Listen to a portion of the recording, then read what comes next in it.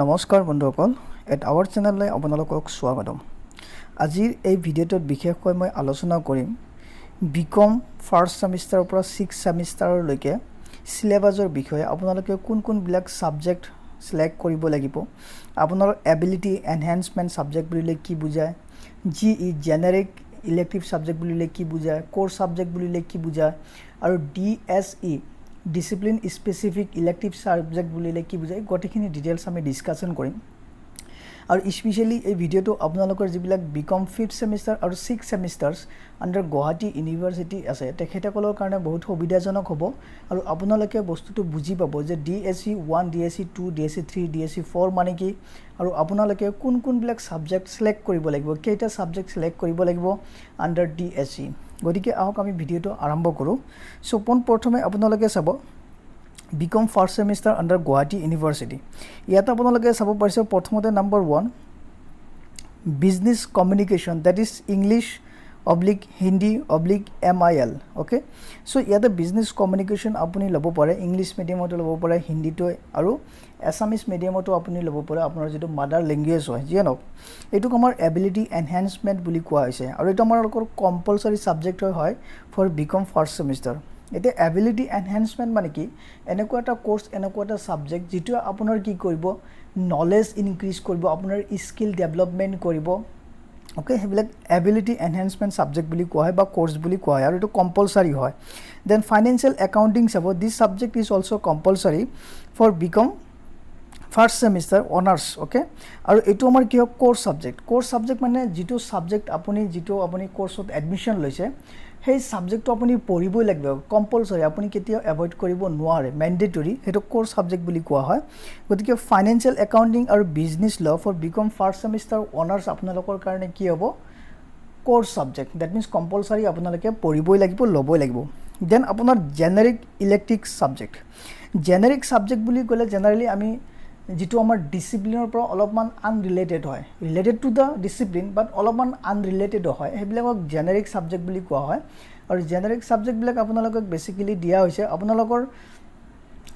Generic subject expose কৰিবৰ কাৰণে যাতে এটো আমাৰ কি হয় এক্সপান্ড হয় সকলে যাতে বস্তুখিনি জানে বেসিক বস্তুখিনি যাতে সকলে জানিব পাৰে তাৰ কাৰণে জেনেৰিক কোৰ্স দিয়া হৈছে আৰু জেনেৰিক কোৰ্সত আপোনাৰ বিকম ফাৰ্ষ্ট সেমিষ্টাৰ অনাৰ্সত দুটা সাবজেক্ট দিয়া আছে আৰু এই দুখনৰ ভিতৰত আপুনি যিকোনো এখন সাবজেক্ট কি কৰিব পাৰিব ষ্টাডি কৰিব পাৰিব in BCom first semester so আপুনি মাইক্ৰো ইকনমিক্স ল'ব পাৰে আপুনি ইনভেস্টিং ইন ষ্টক মাৰ্কেটছ ল'ব পাৰে বাট এজ এ কমাৰ্স ষ্টুডেন্টস মই আপোনালোকক সাজেষ্ট কৰিম মাইক্ৰো ইকনমিক্সটো আপোনালোকৰ কাৰণে বেটাৰ হ'ব দুটাই ভাল আপোনালোকৰ কাৰণে বাট আপুনি যদি ফাৰ্দাৰ ষ্টাডি কৰিব খুজে আপুনি সাপোজ এমকম MBA বা আপুনি ৰিসাৰ্চত যাব খুজে তেনলে আপোনাৰ মাইক্ৰো ইকনমিক্সটো আপোনাৰ বহুত হেল্পফুল হ'ব দেন সেমিষ্টাৰ সেকেন্ডৰ কাৰণে চাব BCom second semester under Guwahati university for honours course প্ৰথমতে আপোনালোকৰ এবিলিটি এনহান্সমেন্ট সাবজেক্ট আছে এনভাইৰনমেন্টাল ষ্টাডিজ কম্পালসৰি আপোনালোকে পঢ়িবই লাগিব দেন কোৰ সাবজেক্ট আপোনাৰ আছে কৰ্পোৰেট একাউন্টিং আৰু কৰ্পোৰেট লস এই দুটা আপোনাৰ কোৰ সাবজেক্ট হয় কম্পালসৰি আপুনি ষ্টাডি কৰিব লাগিব in BCom second semester under Guwahati university then আপোনালোকৰ জেনেৰিক সাবজেক্ট দুখন দিয়া আছে এই দুখনৰ ভিতৰত যিকোনো এখন আপুনি সিলেক্ট কৰিব লাগিব either microeconomics or insurance and risk management so এই দুখনৰ ভিতৰত ওকে জেনেৰিক ইলেক্টিভ 2 আৰু জেনেৰিক ইলেক্টিভ এই দুটাৰ ভিতৰত আপুনি যিকোনো এখন কি কৰিব লাগিব সিলেক্ট কৰিব লাগিব আইদাৰ আপুনি মাইক্ৰো ইকনমিক্স ল'ব পাৰে আৰু ইনস্যুৰেন্স এণ্ড ৰিস্ক মেনেজমেন্ট ল'ব পাৰে যিকোনো এখন সাবজেক্ট আপুনি ল'ব পাৰে আৰু মই আপোনালোকক সাজেষ্ট কৰিম আপোনালোকে মাইক্ৰো ইকনমিক্স লোৱাটো বেটাৰ হ'ব then semester third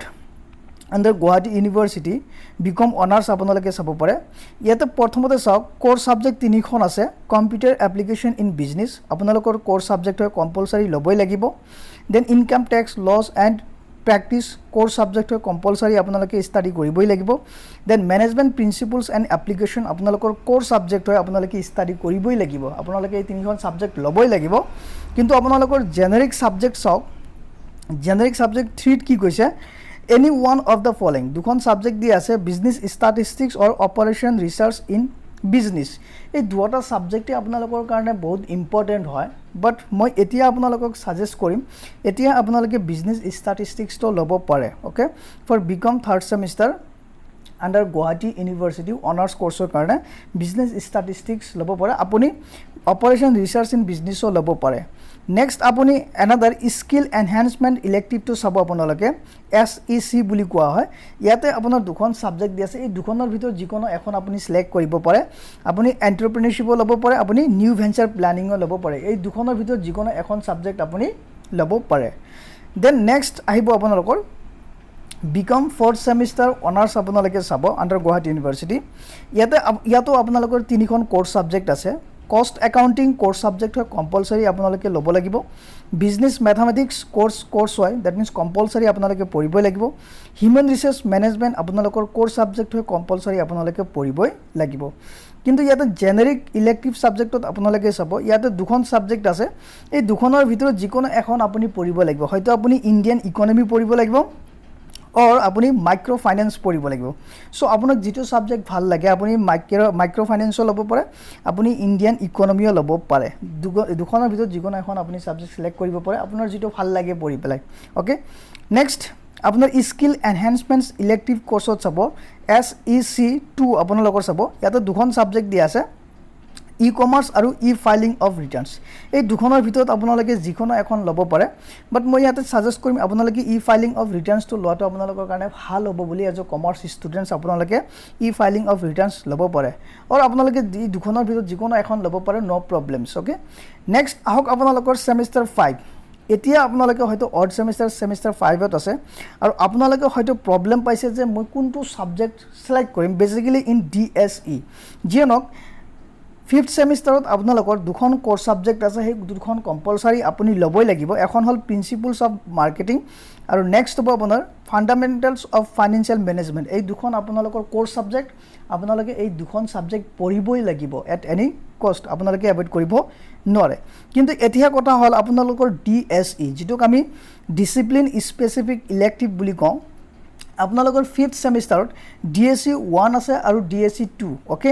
that means discipline specific elective 1 subject 1 আৰু ডিসিপ্লিন স্পেসিফিক ইলেক্টিভ 2 সো ইয়াতে আপোনালোকে ভাবিছে যে DSE মানে কি হয় ইয়াতে 6খনকৈ সাবজেক্ট দি আছে আপোনালোকে কোনটো সাবজেক্ট সিলেক্ট কৰিব কেইটা সিলেক্ট কৰিব লাগিব তেনেকুৱা ধৰণৰ প্ৰশ্ন হয়তো আপোনালোকৰ মনত এতিয়া আহি আছে জিঅনক মই ইয়াতে গটেখিনি ডিটেইলছ আপোনালোকক জনাই দিম ইয়াতে DSE মানে ডিসিপ্লিন স্পেসিফিক ইলেক্টিভ সাবজেক্ট বুলি কৈছে আৰু 5th সেমিস্টাৰত দুখন DSE সাবজেক্ট থাকিব DSE 1 এন্ড DSE 2 এতে DSE 1 DSE 2 মানে কি কৈছে ইয়াতে এই 6খন সাবজেক্টৰ ভিতৰত আপুনি যিকোনো দুখন সাবজেক্ট সিলেক্ট কৰিব পাৰে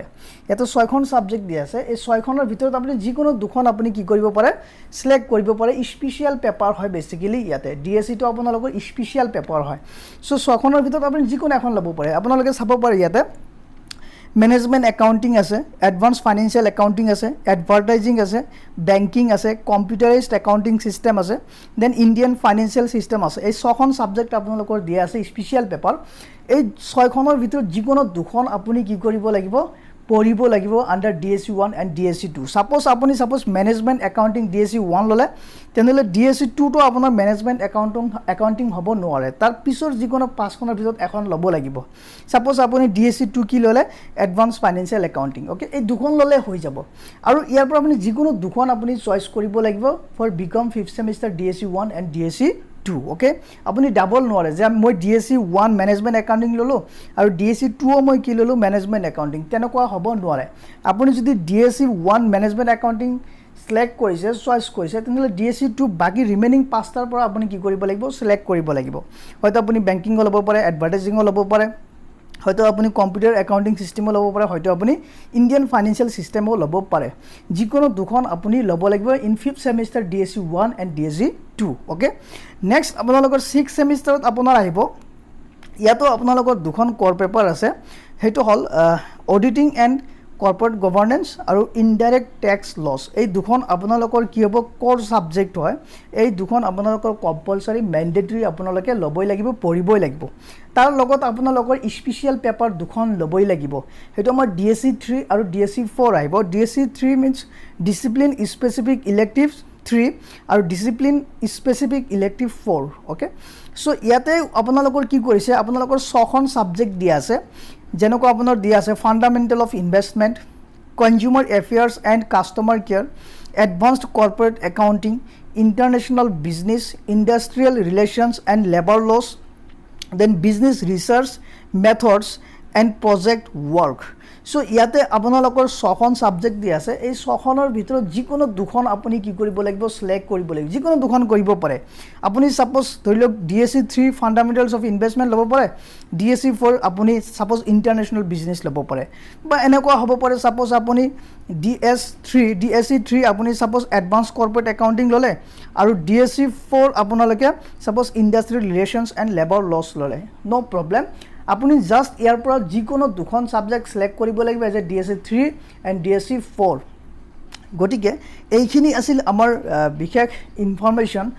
regarding the syllabus of BCom honours under Guwahati university. ইয়াৰ উপৰিও যদি আপোনালোকে কিবা অসুবিধা পায় ছাবজেক্ট চিলেকশ্যন কৰোঁতে, আপোনালোকে মোক কমেণ্টছ কৰি জনাব পাৰে। I will try to solve that one. যদি তথ্যখিনি ভাল লাগিছে প্লিজ লাইক কৰিব, শ্বেয়াৰ কৰিব। ফৰ মোৰ updates please subscribe the channel and press the bell icon. Thank you. Have a great day.